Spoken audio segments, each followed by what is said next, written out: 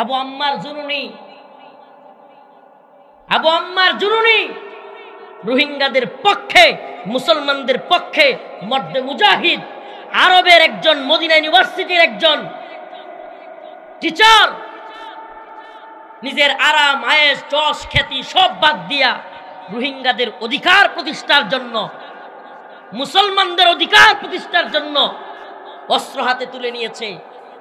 ৭১ নিজের দেশের পক্ষে যুদ্ধ করবার কারণে মানুষ স্বাধীনতা, পক্ষে থাকবার কারণে সে মুক্তিযোদ্ধা, আর রোহিঙ্গাদের পক্ষে, মুসলমানদের পক্ষে যুদ্ধ করার কারণে আবু আম্মার জুনুনি হয়ে গেছে জঙ্গি সন্ত্রাসী। অতএব বোঝা গেল আমেরিকা যাকে জঙ্গি বলে, এই তথাকথিত মুসলিম রাষ্ট্র নামদারি এরাও তাকে জঙ্গি বলে।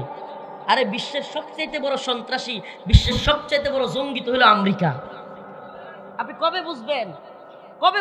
আপনি কে বুঝাবে আপনাকে?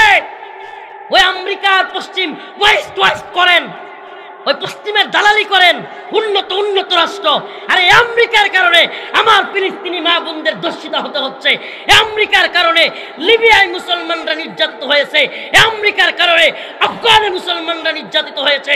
আমেরিকার কারণে ইরাক জ্ঞান বিজ্ঞানের শহর ধ্বংস হয়েছে। আমেরিকার কারণে গোটা পৃথিবীর মুসলমানরা নির্যাতিত। অথচ আমেরিকাকে আপনি ওয়েস্ট বলেন। এই আমেরিকার গণতন্ত্র আপনি প্র্যাকটিস করেন।